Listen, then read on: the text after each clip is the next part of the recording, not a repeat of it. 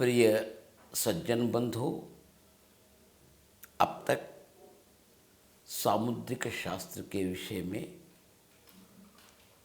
कम समय में अधिक विज्ञान प्रदान करने का भरसक प्रयत्न किया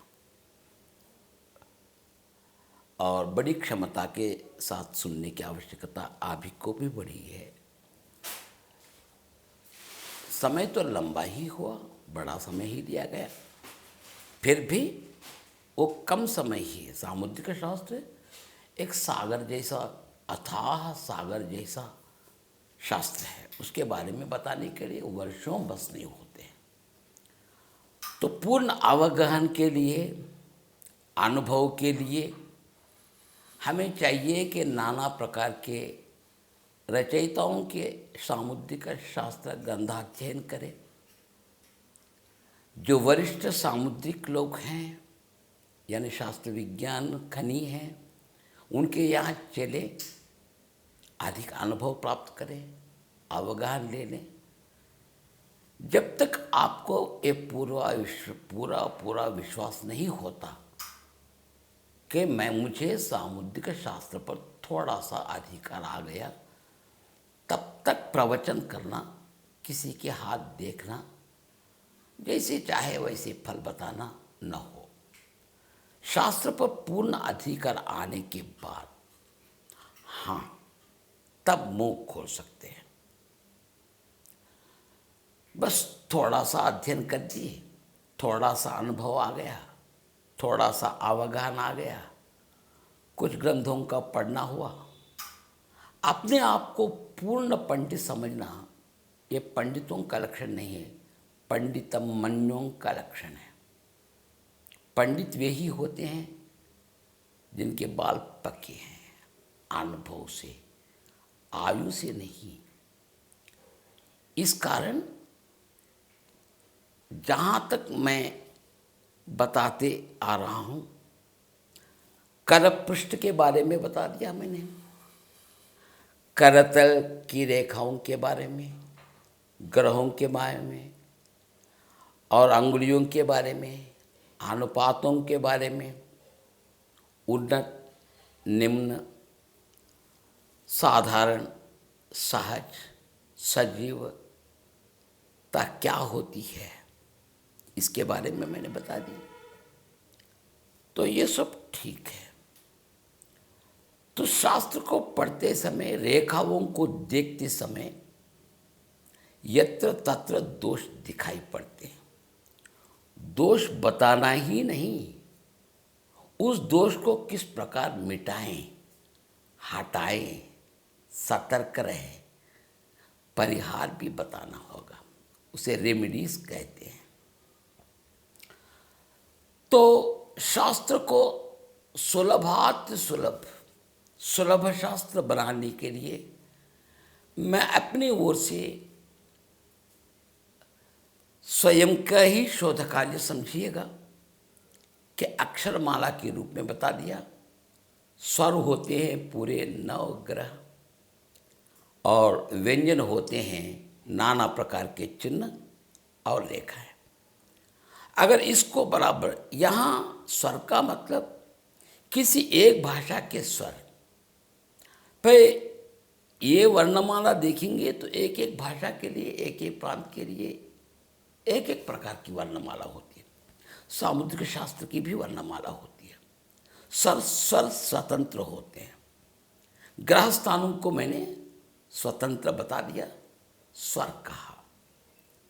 तो ये ग्रह क्षेत्रफल फल मात्र ही देते हैं, क्षेत्रफल, क्योंकि सहज स्थिति को देखनी पड़ेगी, समस्थिति को देखने की आवश्यकता है।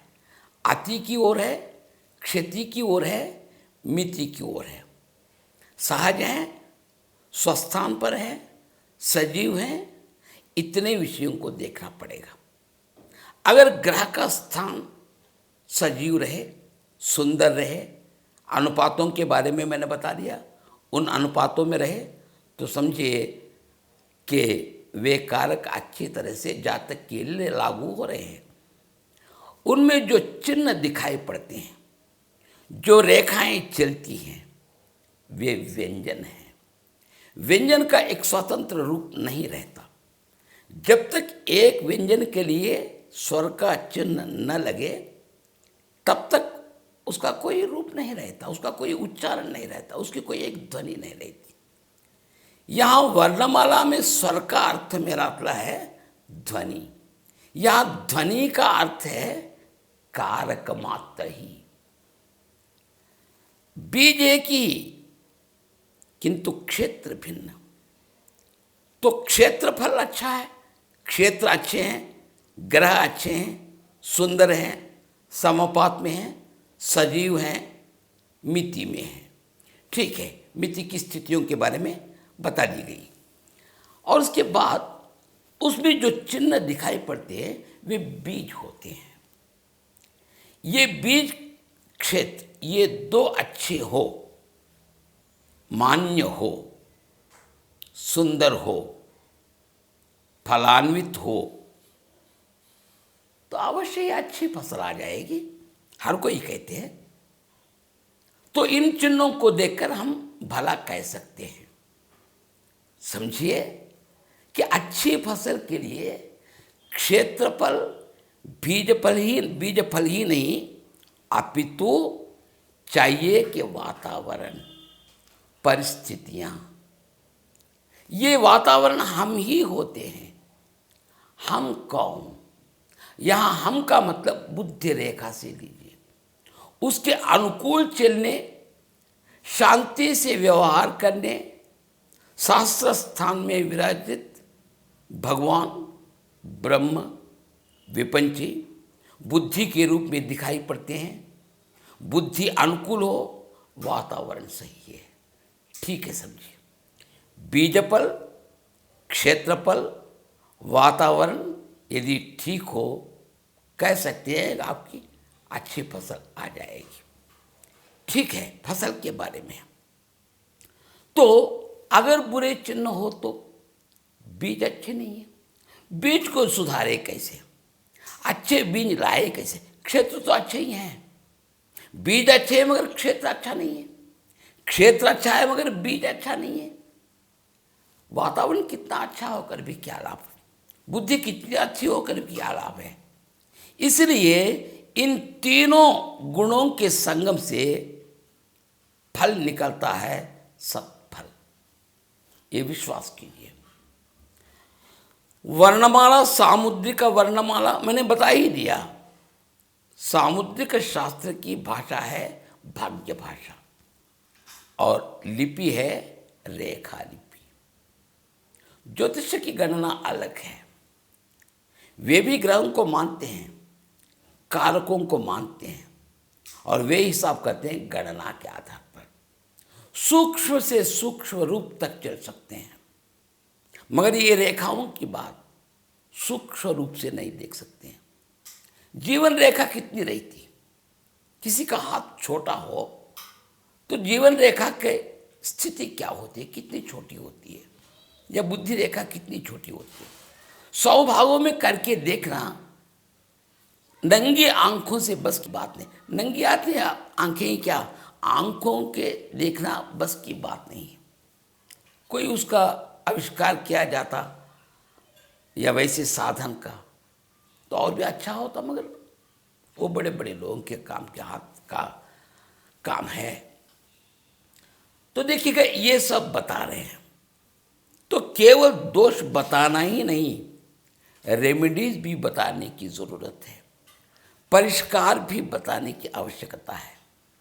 सामुद्रिक शोधना वर्णमाला, शांति साधना यानी शांति प्रक्रियाएं, शांति यानी परिहार अर्थात रेमेडीज।